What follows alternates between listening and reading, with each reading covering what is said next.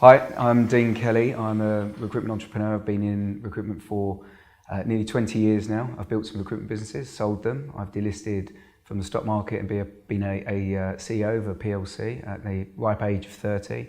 Now I invest in recruitment companies and rec tech businesses. And I think I probably, like most people, got into recruitment by accident. I was training to be a surveyor. I bumped into an old chum who was doing recruitment and wearing nice shoes, flash shirt, and a big suit with a big watch, and wanted to know what he did. And he told me he did recruitment, so I had a little look and bounced around a little bit, found a few different markets that seemed interesting, and settled with, back in the day, Computer Futures, where I met my now business partner, Gary Goldsmith. So pure accident, wasn't very good to start off with, probably a very, very hard worker. I think I was noted for that many times, and I think if I hadn't been the hardest worker in the room, I'd probably got a sack in the first 6 months. Yeah, I was definitely flying by the seat of my pants. But the penny didn't take long to drop. The one thing everybody's always said about me is I'm a grafter. You know, I wasn't a natural salesperson. I mean, in fact, my dad spent 1.5 years trying to convince me that sales wasn't me and that I should drop it. Yeah, I rub that in his face now. So, and he was adamant, because the people he knew were salespeople, sold Mondeos, and and they were shoving things down your throat. So hard work was how I learnt my skills, and I think it's that nowadays we can look at books and we can read stuff on the internet and say, well, 10,000 hours and it's the tipping point. You know, I still get up at 4:30 in the morning. I don't go to bed as late as I used to, but I'm still going to bed somewhere between the 10, 11 mark and sometimes a bit later. But I'd go to bed, I'd get up, I kept a notepad, I'd write things. So I would time manage my whole day to make sure that I did everything I needed to do, carry things forward that I did. Very basic stuff, everyone does this. But I would also then find other points in the day where I wasn't encroaching on anybody else's time.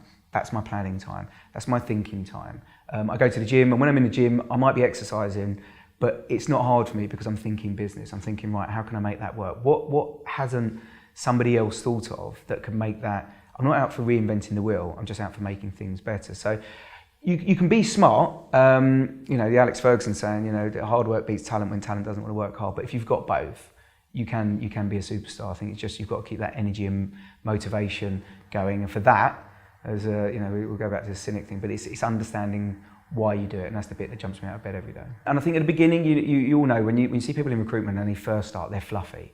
Right, that deal means so much to you, your first, second, third deal, and especially when you're jumping a bracket in commission, it means a lot. Your team leader bowls over, they close the deal for you, you think, oh, they're a hero, but that deal doesn't matter to them.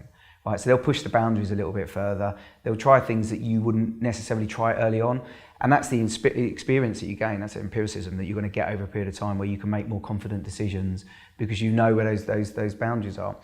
And I think because I'd had relative success within my first 3 years of recruitment, going from a year of learning and really hard time to then really the penny dropping and getting where I need to be, then going to one of the biggest billers in the country, then setting up another business and growing it to 40 odd people. I think my balls were bigger than my head, right? So for me, you can have the best business plan in the world and you can execute it poorly and it won't work. You can have a really, really poor business plan and execute it with energy and gusto and the kind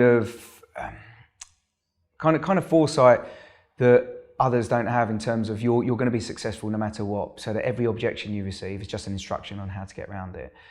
If you do that, you will always get somewhere. And if along the way you learn a lot of things and then you can produce a business plan that allows you to up your levels and deal with people that expect certain things from you, do that. But don't sit around saying, I need this business plan to be in place, I need this to be in place, I need that to be in place. The difference between a successful entrepreneur and someone who had a plan is that this successful entrepreneur actually executed it and went after it. If you wait around for that idea to be perfect, it's gone.